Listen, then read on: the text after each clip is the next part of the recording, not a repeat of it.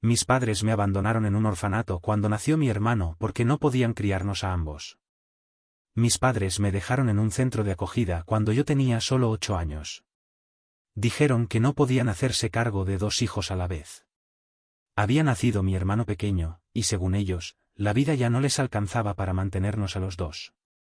Ahora, casi 20 años después, reaparecen con una petición inesperada: quieren que financie los estudios universitarios de ese mismo hermano por el que fui desplazado. Me llamo Adrián, tengo 29 años, y esta historia empezó mucho antes de que yo pudiera entender lo que era una familia. Crecí con la constante sensación de ser un extraño dentro de mi propia casa. Ni siquiera comprendía del todo por qué. Mis padres, Esteban y Nuria, me tuvieron cuando aún eran jóvenes, apenas mayores de edad, intentando adaptarse a una vida adulta que parecía superarles. No vivíamos en la pobreza, pero tampoco nadábamos en comodidades. Mi padre trabajaba como revisor de trenes en la estación de Atocha, y mi madre era auxiliar en una pequeña clínica dental en Vallecas. Yo pensaba que éramos una familia como cualquier otra, hasta que llegó mi hermano pequeño, Tomás. Desde que tengo memoria, siempre me sentí como una pieza suelta en esa casa. No había fotos mías colgadas en los marcos del salón. Mi ropa era de segunda o tercera mano. Los juguetes que me tocaban eran los que mis primos descartaban, y las pocas salidas en familia parecían más por compromiso que por placer. Empecé a notar esa frialdad desde pequeño, pero solo cuando fui creciendo y uniendo las piezas entendí lo que realmente estaba ocurriendo. Tenía 6 años cuando mi madre quedó embarazada de Tomás. Lo celebraron como si fuera el milagro que tanto esperaban. Todo lo contrario a lo que yo representaba. Recuerdo cómo se llenaba la casa de visitas, regalos, sonrisas y felicitaciones. Todo giraba en torno al bebé que venía. Yo, mientras tanto, me volvía cada vez más invisible, como si fuera una sombra más en las paredes de la casa. Algunos comentarios de los adultos me empezaron a sonar extraños: ahora sí está completa la familia, un niño buscado, qué bendición. ¿Y yo, qué era entonces? El día que nació Tomás lo supe con absoluta certeza. Mis padres lo miraban con un amor desbordante, con una entrega que jamás había sentido hacia mí. Fue entonces cuando comprendí, con esa crudeza que solo la infancia permite, que yo había sido un error. Un accidente que decidieron aguantar hasta que llegara su auténtica felicidad. Aún así, intenté ser parte de aquella felicidad. Me acerqué a Tomás con curiosidad y ternura, quise ser el hermano mayor que lo cuidara y protegiera. Pero mi madre me apartaba siempre: Adrián, no lo toques tanto, vas a despertarlo, ve a jugar a otra parte. Cada frase era un empujón más hacia el margen de esa familia. Mi padre no era tan brusco como ella, pero su silencio y pasividad lo hacían aún más distante. Nunca me defendió, nunca cuestionó el trato desigual. Simplemente observaba en silencio, en el mejor de los casos, me lanzaba una mirada fugaz, mezcla de lástima y resignación. Pasaron los meses, y yo era cada vez más un mueble sobrante en ese hogar. Pero nada me preparó para lo que vendría después. Fue en pleno enero, con las aceras cubiertas de escarcha, cuando mi madre me llevó a dar un paseo. No llevé ninguna de mis cosas. El trayecto fue largo, salimos de Madrid y avanzamos hacia el interior de Castilla-La Mancha. Pensé que íbamos a visitar a algún familiar, pero no reconocía la ruta ni el paisaje. Finalmente, llegamos a un edificio antiguo con una verja oxidada y un cartel que decía: Hogar Infantil Santa Isabel. Entramos. Una mujer de expresión dura y cabello recogido en moño nos recibió. Mi madre habló con ella unos minutos, luego se agachó, sin mirarme siquiera a los ojos, y me dijo: aquí estarás mejor. No hubo abrazos. No hubo lágrimas. Se dio la vuelta y se fue. Así, sin más. Me quedé quieto, paralizado, viendo cómo el coche se alejaba por la carretera hasta desaparecer. Una cuidadora me tomó de la mano y me condujo hacia el interior. No entendía nada. ¿Qué había hecho yo mal? No tardé en descubrir la respuesta. Semanas después, escuché a una de las trabajadoras decir en voz baja: dicen que no podían hacerse cargo de los dos. Eligieron quedarse con el pequeño. Fui sustituido. Mi existencia se volvió prescindible. Ya no había sitio para mí desde el nacimiento de Tomás. Las primeras semanas fueron una mezcla de confusión y llanto contenido. Aprendí rápido que el centro de acogida no era un hogar, aunque tampoco era una cárcel. Las cuidadoras hacían lo que podían, pero con tantos niños, el afecto se diluía en rutinas. Nos daban comida, clases, una cama limpia. Pero no amor. Ahí comprendí que el único en quien podía confiar era en mí mismo. A medida que pasaban los años, dejé de esperar que volvieran por mí. Al principio, cada vez que sonaba el teléfono o llegaba un adulto preguntando por alguien, mi corazón se aceleraba. Pero nunca fueron mis padres. Nunca llamaron.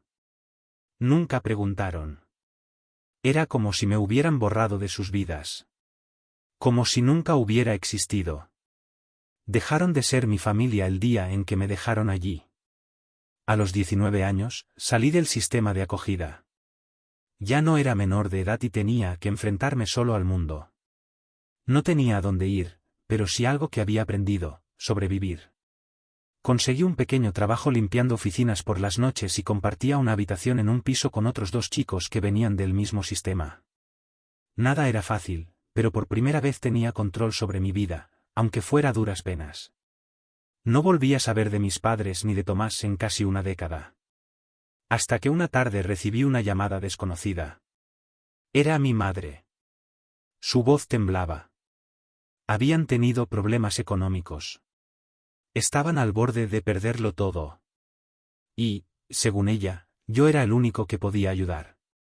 Lo que no esperaba era lo que vendría a continuación. No era solo ayuda económica lo que buscaban. Querían que yo pagara la matrícula de la universidad privada a la que querían enviar a Tomás. Y ahí empezó la parte más absurda de mi historia. Aquel trabajo en el restaurante de comida rápida me enseñó el valor del dinero. Lo difícil que era ganárselo. Fueron años duros, turnos eternos, manos quemadas por la freidora, rodillas reventadas de tanto agacharme a limpiar el suelo. Pero aguanté. Día tras día, noche tras noche, ahorrando cada euro como si fuera el último. Me prometí que nunca más dependería de nadie, que jamás volvería a rogarle a nadie por un techo o un plato de comida. Tenía 17 años cuando empecé. A los 27 ya tenía un pequeño colchón, suficiente para no vivir con el miedo constante de quedarme sin nada. Y entonces, cuando por fin la vida parecía más o menos estable, recibí aquella llamada. Un número desconocido iluminó la pantalla del móvil. Estaba en la cocina del piso compartido, friendo unos filetes de lomo. Contesté sin pensar, más por inercia que por curiosidad. La voz que escuché al otro lado me dejó sin aliento. Adrián, soy mamá. No había escuchado esa voz en 20 años. Ni una carta, ni una visita, ni un miserable mensaje. Y ahí estaba, resonando igual que la recordaba. Fría. Limpia. Como si me estuviera llamando para preguntarme por una receta, no para retomar el contacto con el hijo que abandonó en una casa de acogida cuando tenía 7 años. Me quedé mudo. El cerebro me zumbaba. ¿Por qué ahora? ¿Cómo había conseguido mi número? ¿Qué esperaba que le dijera? ¿Adrián? ¿Estás ahí? Intentaba sonar maternal, pero no colaba. No tras 2 décadas de silencio absoluto. Mi primer impulso fue colgarle, devolverle el portazo que ella me dio tantos años atrás. Pero respiré hondo y, contra todo pronóstico, respondí. ¿Por qué me llamas? Hubo una pausa. Larga. Densa. Necesitamos hablar. Es importante. Necesitamos. No lo siento, no te he echado de menos, no pienso en ti cada día. Solo un funcional y hueco necesitamos. No tengo nada que hablar contigo, dije, intentando que mi voz sonara firme. Es sobre Tomás, soltó de golpe, como si temiera que colgara en cualquier momento. Ese nombre me heló la sangre. Mi hermano. El motivo por el que me dejaron atrás. El niño nuevo que ocupó mi lugar en casa, al que criaron con todos los recursos y el cariño que a mí me negaron. Me mordí el labio. No respondí. Esperé. Tomás está en problemas, añadió. Y necesitamos tu ayuda. ¿Mi ayuda? Repetí, sintiendo cómo se encendía la rabia que creía dormida. ¿Después de todo lo que hicieron? Por favor, Adrián, intervino ahora la voz de mi padre, Esteban, reconocible a pesar del paso del tiempo. Solo una reunión. Nada más. Hubo algo en su tono que me pareció extraño. No era solo culpa o vergüenza. Era miedo. O desesperación. Aún no sabía qué querían, pero algo en mí, quizás simple curiosidad morbosa, me hizo aceptar. No por ellos, sino por mí. Quería verlos con mis propios ojos. Ver si los años les habían hecho mella. Ver si eran capaces de mirarme a la cara. Una reunión, dije al fin. Mañana. No hubo abrazos ni palabras tiernas. Nuria solo respondió con un breve gracias y dijo que me mandaría la dirección. Colgué antes de que pudieran decir nada más. Me quedé con el teléfono en la mano, inmóvil. No sabía si sentía rabia, ansiedad o una expectativa enfermiza. Pero por primera vez en 2 décadas, eran ellos los que me necesitaban a mí. Al día siguiente, llegué con antelación al lugar acordado. Un café modesto en el centro de Zaragoza, lo bastante neutro como para disimular lo surrealista del encuentro. Entré en aquella cafetería sin esperar gran cosa. Me senté frente a ellos como quien asiste a una reunión de trabajo incómoda. Ni abrazo, ni sonrisa, ni siquiera un apretón de manos. Solo un saludo seco, el mínimo esfuerzo emocional posible. Mi voz fue áspera, casi metálica. Bueno, ya estoy aquí. ¿Qué queréis? Mi madre, como tantas otras veces, intentó endulzar el momento con ese tono artificial que usaba cuando trataba de esquivar la culpa. Adrián, primero queremos decirte que, lo sentimos. Lo que pasó. No pude evitarlo. Una carcajada breve, incrédula, se me escapó sin querer. Los vi bajar la mirada. ¿Lo sentís? ¿Qué sentís exactamente? ¿Haberme dejado tirado como si fuera un perro viejo? ¿Haber hecho como si nunca hubiera existido? Esteban se removió en la silla. Llevaba el mismo gesto que usaba cuando lo pillaban en una mentira. Sabemos que cometimos errores, murmuró, casi inaudible. No pretendemos que nos perdones, solo que nos escuches. Accedí con un gesto, más por curiosidad que por cortesía. Quería saber qué fantasía se habían construido esta vez. Tu hermano Tomás, ya tiene 20 años, comenzó mi madre, evitando mirarme directamente. Siempre fue buen chico, buen estudiante. Lo aceptaron en la universidad, aquí mismo en Zaragoza. Está estudiando medicina. Es su gran ilusión. Medicina. Claro. El hijo perfecto con el futuro brillante. No pude evitar preguntarme qué habría sido de mí si me hubieran dado siquiera una cuarta parte de ese apoyo. ¿Y eso qué tiene que ver conmigo? Mi padre inhaló profundamente. No sé si para ganar valor o para contener la vergüenza. Perdimos la casa hace unos meses. Mis ingresos no alcanzan, y tu madre, está enferma. No podemos seguir costeando la carrera de Tomás. Lo supe en ese instante. Habían venido a pedirme dinero. Después de 2 décadas de silencio, esa era su gran motivación. Entonces venís a mí, dije con una calma que me sorprendió incluso a mí. No para pedirme perdón, no para preguntarme cómo estoy, sino para que les pague la universidad del hijo que sí decidieron quedarse. Mi madre alzó la mirada, visiblemente herida. Sabemos que es injusto pedirte algo así, pero Tomás no tiene culpa de nada. Él quiere conocerte. Siempre ha sabido que tenía un hermano mayor. ¿Quiere conocerme? ¿O quiere que le pague la matrícula? Corté. Se miraron entre ellos. Desconcertados. Él no sabe que estamos aquí, dijo Esteban. No le hemos contado nada. Solo pensamos que, podrías ayudarnos. Te hemos visto en redes, sabemos que tienes un buen empleo. No te costaría tanto. Esa última frase me encendió por dentro. ¿Y quién les dio permiso para decidir qué me cuesta y qué no? Respondí en voz baja, tensa como un cable. Ustedes dejaron de ser parte de mi vida cuando tenía 8 años. Ahora quieren dictar qué debo sentir o cuánto puedo pagar. Mi madre bajó la vista. Mi padre quiso hablar, pero levanté la mano para detenerlo. Quiero saber algo, dije. ¿Por qué yo?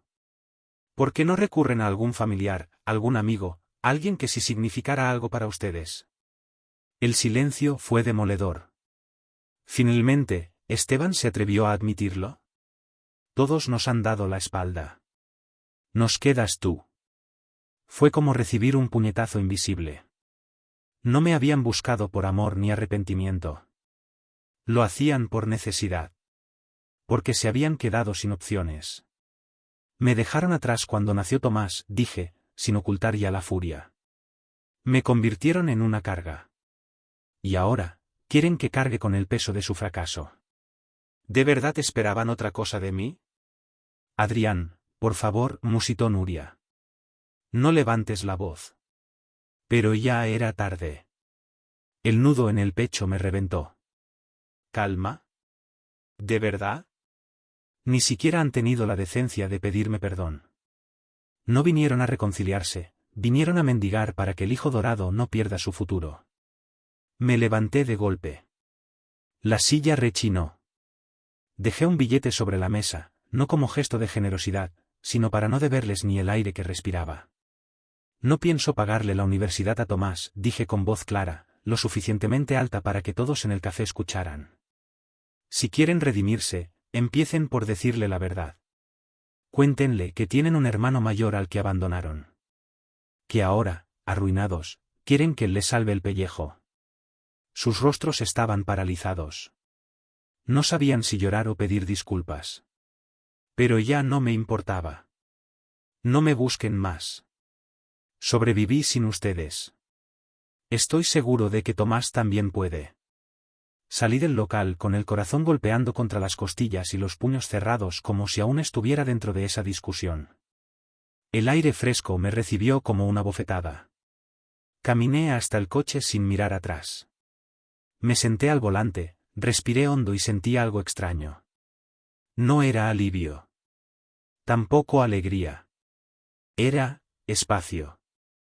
Una grieta por donde, quizás, con el tiempo, podría colarse algo de paz. Durante años había fantaseado con este encuentro.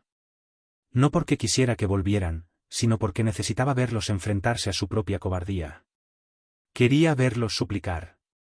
Y ahora que lo había vivido, solo me quedaba una certeza. Nunca volvería a darles el poder de romperme otra vez, escuchar una disculpa sincera.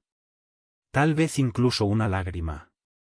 Algo que mostrara que les dolía haberme tratado como un trasto viejo, como si fuera un armario carcomido por los años y no su hijo. Pero no. Lo único que vi en sus ojos fue desesperación. No me querían a mí. Querían mi dinero. Respiré hondo, sintiendo como la rabia me subía por la garganta como un vómito ácido. Miré mi teléfono, dudando si llamar a alguien. A Simón o a Laura, mis verdaderos padres. Aquellos que me ofrecieron una casa cuando no era más que un niño con las manos vacías. Pero no quería preocuparlos con esto. Sabía que si se lo contaba, Laura insistiría en que perdonara a mis padres biológicos. Diría que el rencor solo me haría daño. En parte tenía razón. Pero no podía borrar más de 20 años de abandono con una charla en una cafetería. Encendí el motor y conduje sin rumbo, dejando que la ciudad pasara borrosa por las ventanillas. No podía volver a casa, no todavía. Necesitaba despejarme, dar espacio a mi cabeza para recomponerse. Después de una media hora de conducir sin sentido, me detuve en un parque poco transitado. Bajé del coche y caminé sin destino fijo. El aire frío de la tarde me ayudaba a mantenerme en pie. Me senté en una de las bancas junto al estanque y observé el ir y venir de familias. Padres empujando columpios, madres abrazando a sus pequeños, niños corriendo y riendo. Esa era la infancia que nunca tuve. Entonces sonó mi teléfono. Miré la pantalla. Un número desconocido. Dudé por un momento, con el dedo sobre el botón de colgar, pero algo dentro de mí me hizo responder. ¿Sí? Hubo un silencio corto antes de que una voz joven hablara. Adrián, soy Tomás. Sentí un nudo formarse en el estómago. No estaba preparado para esto. ¿Cómo conseguiste mi número? Pregunté, con un tono más duro del que pretendía. Mamá me lo dio, respondió él, con una voz insegura, tensa. No sabía quién era. No conocía a mi hermano. No tenía idea de quién era Tomás, ni si lo que decía era sincero. Déjame adivinar, dije con frialdad, te dijeron que soy el hermano perdido que ahora tiene dinero suficiente para pagarte la universidad. Hubo una pausa antes de que contestara. No exactamente. Bueno, sí, mencionaron eso. Pero no te llamo por eso. Solo, quería hablar contigo. Conocerte. Ese comentario me descolocó. ¿Era verdad o solo una jugada más de Esteban y Nuria?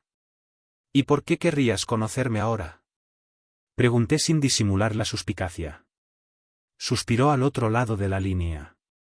Porque crecí sabiendo que había algo raro.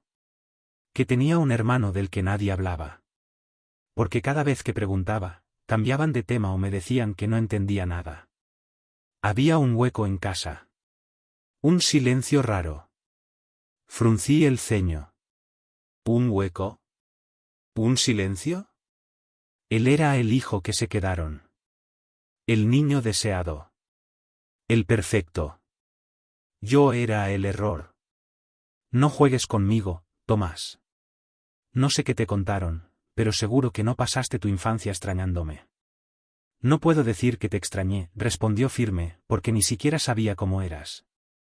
Pero notaba que algo no encajaba. Miradas incómodas cuando preguntaba. Silencios cuando decía que debía tener un hermano mayor. Siempre supe que había una historia que me escondían. Me quedé callado. No era la reacción que esperaba. No quiero que me pagues nada, añadió. Solo quiero entender qué pasó. Solté una risa amarga. ¿Qué pasó? Me abandonaron, Tomás. Me dejaron en un centro de menores como si fuera un bulto que les sobraba. Y jamás regresaron. No me enviaron ni una carta. Me borraron de sus vidas. Pasaron varios segundos antes de que respondiera. No lo sabía, dijo, bajando la voz. Nadie me lo contó así. Me dijeron que fue una época difícil. Que te fuiste con unos familiares a otro país. Claro. La versión conveniente. La que no dejaba manchas. Si quieres conocerme, dije, será con la verdad delante. No me interesa una relación falsa. Entonces quiero escucharla. Toda. Cerré los ojos. Por un instante, no estuve seguro de si podía confiar en él. Pero por primera vez en mi vida, podía decidirlo yo. Al día siguiente, el tiempo pareció correr más rápido de lo normal. Me pasé la noche dándole vueltas al encuentro. No sabía si me ilusionaba, si me daba rabia o si simplemente me agotaba pensar en ello. Quedamos en una cafetería al otro lado de la ciudad, lejos de la casa de Esteban y Nuria. No quería volver ni pasar cerca. Cuando llegué, Tomás ya estaba allí. Sentado, con las manos alrededor de una taza de café humeante. Tenía un aire familiar, los mismos ojos que Nuria, pero había algo distinto en su gesto. Algo que no encontraba en mis padres. Gracias por venir, dijo, rompiendo el silencio cuando me senté frente a él. Asentí, sin sonreír ni suavizar el rostro. Dijiste que querías conocerme. Pero antes quiero que me digas qué te contaron sobre mí. Jugó con la taza antes de responder. Solo que eras mi hermano mayor. Que al poco tiempo de nacer yo, te fuiste con unos familiares que vivían fuera, porque no podían con 2 hijos a la vez. Siempre fue un tema incómodo. Tuve que contener una carcajada. Qué conveniente, ¿no? Él bajó la mirada, avergonzado. No te estoy diciendo que lo crea. Solo, era la única versión que conocía. Lo observé unos segundos. No parecía estar mintiendo. Y aunque parte de mí quería empujarlo lejos y cerrar la puerta, otra parte, pequeña, oxidada, quería creer que no todos en esa casa eran como Esteban y Nuria.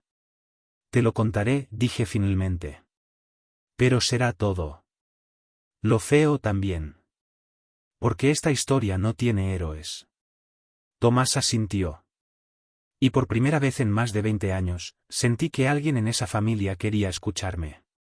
Lo supe ayer, dijo con la voz más seria que le había escuchado nunca. Cuando volviste a aparecer en nuestras vidas, les pregunté directamente. No pudieron negarlo más. Admitieron que te dejaron allí. Pero lo dijeron como si fuera una decisión práctica. Como si no hubieran tenido otra opción. Cruzado de brazos, lo miré en silencio. ¿Y tú qué piensas? Tomás tardó en responder. Pero cuando lo hizo, su voz sonó distinta. Más firme. Creo que fue cruel. No hay excusa para eso. Por primera vez, me pareció que hablaba con sinceridad. No era ese niño repetidor de las ideas de nuestros padres. Por primera vez, vi a alguien que también estaba rompiendo con esa historia falsa que habían construido durante años. Suspiré y me recosté en el respaldo de la silla. No sabía qué hacer con todo eso. Durante mucho tiempo, Tomás había sido solo una figura borrosa para mí. El hijo perfecto. El reemplazo. El motivo por el cual me desecharon. Pero sentado frente a mí, no era un enemigo. Era otra víctima de la manipulación de Esteban y Nuria. No te odio, Tomás, dije finalmente. Pero entiende que no puedo fingir que somos hermanos. Asintió lentamente. Lo entiendo. No espero que olvides nada. Solo quería conocer la historia real. Respiré hondo. Había llegado el momento. Tenía 7 años cuando mamá me subió al coche. No me dijo a dónde íbamos. Me dejó en la puerta del centro de menores y se fue sin despedirse. Esperé semanas, meses. Años. Nunca regresaron. Tomás me escuchó sin interrumpirme mientras yo relataba todo, las noches de frío, las veces que me acosté sin cenar, los cumpleaños olvidados, la soledad de ver cómo otros niños eran adoptados mientras yo seguía allí, invisible para todos. Le hablé de Simon y Laura, la pareja que me acogió cuando ya era un adolescente. Cómo me dieron una oportunidad, cómo trabajé para no depender de nadie nunca más. Cómo descubrí quién era, lejos de ellos, lejos del apellido, lejos de todo. Tomás se llevó una mano al rostro, visiblemente afectado. No tenía idea, murmuró. No, no la tenías. Y ahora que la tienes, dime, ¿sigues pensando que merecen mi ayuda? Se quedó en silencio. Lo vi luchar internamente. Al final, dijo. No sé qué decir. No tienes que decir nada. Solo espero que si alguna vez pensaste que Esteban y Nuria eran personas decentes, ahora veas que no lo son. Volvió a cambiarse de postura en la silla, incómodo.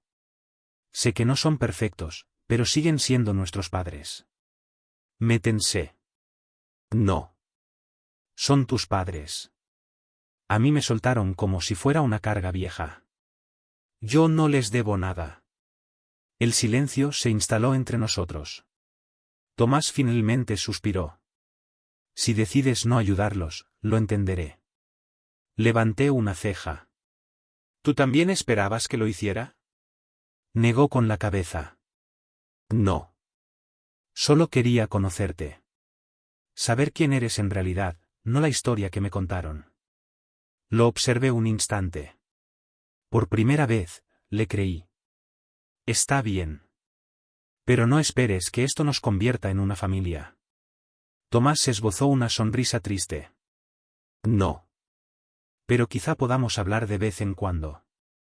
Pasaron varios días desde ese encuentro.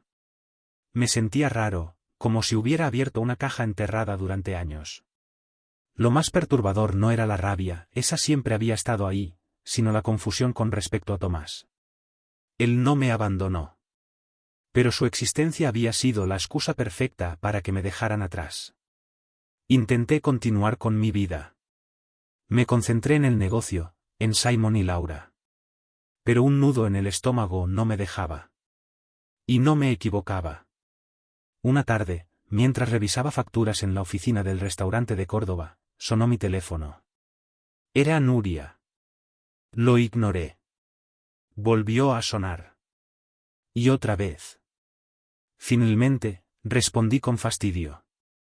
¿Qué quieres? ¿Cómo te atreves a llenarle la cabeza a Tomás con mentiras? Escupió al instante, su voz llena de furia.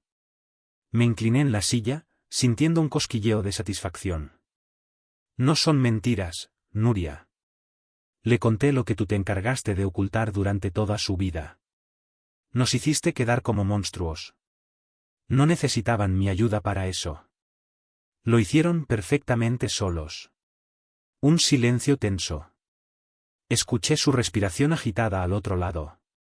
Tu hermano está devastado, dijo con un tono más frío, casi medido. Le has metido odio en el corazón. Rodé los ojos. Yo no metí nada. Solo le mostré la realidad. ¿Qué esperabas? ¿Que creyera tu versión para siempre? No respondió enseguida. Luego, su tono cambió. Dulzón. Suplicante. Mira, Adrián. Cometimos errores. Lo sabemos. Pero seguimos siendo una familia. Y en los momentos difíciles, la familia se apoya. Solté una carcajada seca. ¿Familia? No tienes idea de lo que significa esa palabra. ¿No crees que merecemos una segunda oportunidad? Apreté los dientes. No. Porque ustedes nunca me dieron una a mí. El silencio volvió. Podía imaginarla apretando el móvil, buscando cómo torcer la conversación a su favor. Entonces, ¿de verdad no vas a ayudarnos? Y ahí estaba. La razón real de su llamada. Me levanté de la silla, miré por la ventana del restaurante, y respiré hondo. No, dije con calma. Esta vez, me elijo a mí. Y colgué. Mirando por la ventana de mi oficina, observé cómo la ciudad seguía su curso. Las luces de los coches, el murmullo de la calle, los transeúntes apresurados. El mundo seguía girando. Pero yo ya no era un niño temeroso y obediente. Ya no necesitaba mendigar afecto de quienes solo supieron darme silencio y abandono. Y escúchame bien, dije con una calma que me sorprendió incluso a mí, no vuelvas a llamarme hijo. No eres eso para mí. La voz de Esteban en el teléfono se quebró, se aferraba a un tono suplicante que parecía ensayado, impostado, como tantas otras veces. Pero, somos tu sangre, Adrián. No puedes hacer esto. Cerré los ojos, no para llorar, sino para obligarme a mantener la compostura. Sois simplemente las personas que me trajeron al mundo. Nada más. Y colgué. Dejé caer el móvil sobre el escritorio, dejé escapar el aire por la nariz y me quedé un rato en silencio, escuchando el leve zumbido del fluorescente. Pensé que esa llamada sería el punto final. Que ya estaba, que por fin había cerrado ese capítulo putrefacto de mi historia. Pero me equivoqué. 2 días después, mientras supervisaba un nuevo lote de suministros en uno de los restaurantes, me llegó una notificación. Un mensaje en redes sociales, de alguien que no conocía. Lo abrí casi sin mirar, como quien revisa un correo sin importancia. Pero el contenido hizo que se me helara el estómago. Eres un egoísta. Tus padres lo dieron todo por ti, y tú los dejas hundirse en la miseria. No tienes corazón. Fruncí el ceño. Y no fue el único mensaje. Uno tras otro, comenzaron a llegar decenas. Algunos me llamaban desagradecido, otros insinuaban que había traicionado a mi familia. Lo comprendí todo enseguida, estaban manipulando la historia. Y lo estaban haciendo muy bien. Abrí Facebook. Allí estaba. Una publicación pública, firmada por Nuria. Como madre, nunca imaginé vivir algo así. Criamos a Adrián con todo el amor del mundo. Hicimos sacrificios por él, le dimos todo lo que podíamos. Y ahora, cuando más lo necesitamos, nos ha cerrado la puerta. No queremos dinero, solo queremos que recuerde que siempre tendrá una familia que lo ama. Era una trampa. Una manipulación burda, pero efectiva. El post tenía cientos de comentarios. Personas dándoles ánimos, llamándome ingrato, acusándome de abandono. Me convertían en el villano de su obra dramática. Lo peor fue leer el nombre de Tomás entre líneas. Insinuaban que yo le negaba la oportunidad de estudiar por rencor. Esa era su jugada. No lograron manipularme en privado, así que recurrieron a la presión pública, al chantaje emocional colectivo. Me quedé paralizado frente a la pantalla. Sentía rabia, pero también incredulidad. ¿Hasta dónde estaban dispuestos a llegar? Entonces me llamó Tomás. ¿Has visto lo que han hecho? Sí, respondí sin rodeos. Son unos manipuladores profesionales. Tomás suspiró. Lo noté incómodo. Yo no quería esto. Les dije que no quería tu dinero, que no era justo. Pero ellos hacen lo que siempre hacen. Retuercen todo. No podía culparlo. No era él el responsable de cómo lo habían criado. Lo sé, Tomás. No eres tú. Pero entiende algo, esto para mí ha sido la última gota. ¿Qué vas a hacer? Algo que no esperaban. Voy a contar mi historia. Esa misma noche, sin rencor, sin teatralidades, solo con verdad, me senté frente al ordenador y escribí. Hace más de 20 años, mis padres biológicos me abandonaron en un orfanato. No porque no pudieran alimentarme, sino porque no querían criarnos a los dos. Eligieron a uno y descartaron al otro. Nunca vinieron a buscarme. Nunca preguntaron por mí. Crecí creyendo que no valía nada, hasta que Simón y Laura me adoptaron y me mostraron lo que significa realmente el amor. Ahora, tras 2 décadas de silencio, han vuelto. No para pedirme perdón. No para reconstruir algo. Han venido a pedirme dinero. Como no accedí, han lanzado una campaña de victimismo y mentiras en redes sociales. Pero yo no voy a ceder. No les debo nada. No soy el malo de esta historia por negarme a ayudar a quienes nunca me ayudaron a mí. Publiqué el texto en todas mis redes. Al principio, solo amigos cercanos reaccionaron. Luego empezó a compartirse. Decenas de veces. Luego cientos.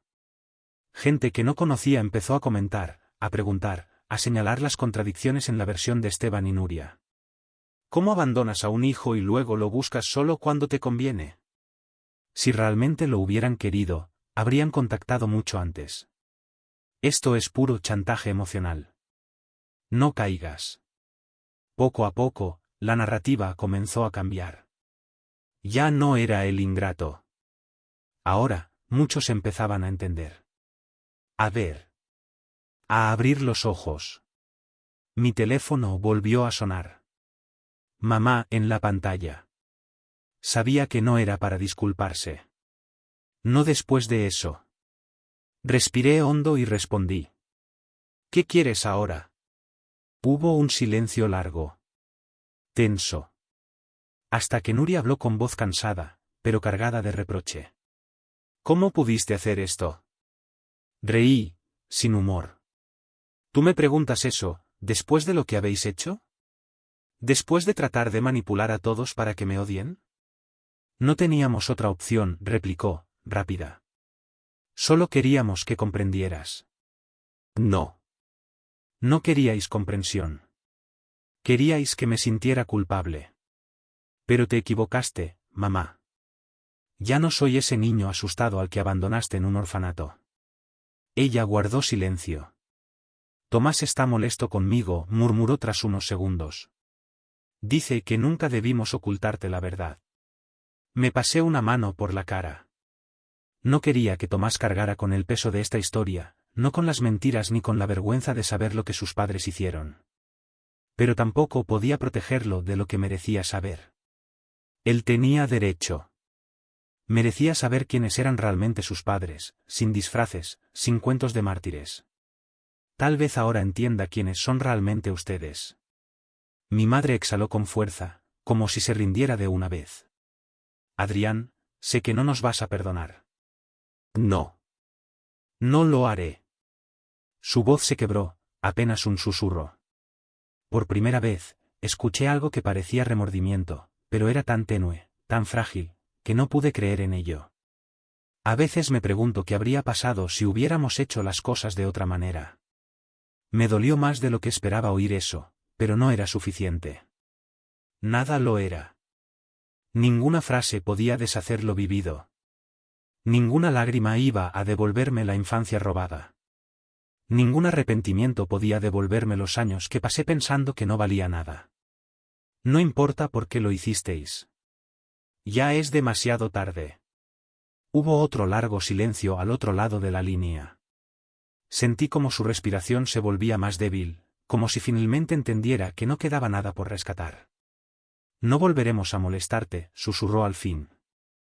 Te lo prometo. Quise creerle. Parte de mí deseaba que fuera verdad, que esta fuera la última vez que sus voces interrumpieran mi paz.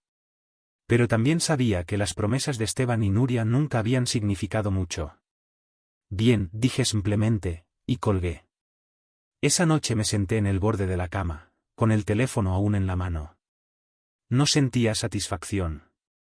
Tampoco alivio. Solo un hueco, un silencio interno difícil de explicar. No había victoria, no había medalla por enfrentar a unos padres que no te quisieron. No había aplausos ni recompensas por haber sobrevivido al abandono. Lo que quedaba era algo más importante, más silencioso, más íntimo, libertad. Nunca más tendría que preguntarme qué hice mal. Nunca más tendría que buscar su aprobación. Nunca más tendría que cargar con la pregunta que me había perseguido durante media vida, ¿por qué no fui suficiente? Tomé el móvil, pero esta vez no para leer mensajes ni bloquear llamadas. Marqué un número que sí significaba algo para mí. Uno que nunca me falló. Diga. La voz de Laura sonó suave, llena de ese calor que solo se encuentran quienes te aman de verdad. Sonreí por primera vez en días. Solo quería decirte que te quiero, mamá. Hubo una breve pausa al otro lado. Luego, su risa. Esa risa que conocía mejor que ninguna otra. Yo también te quiero, hijo. Y siempre te querré. Cerré los ojos, sosteniendo ese momento. Porque al final, no se trataba de ganar una batalla contra quienes me dejaron atrás. Se trataba de abrazar, con fuerza, a quienes sí se quedaron.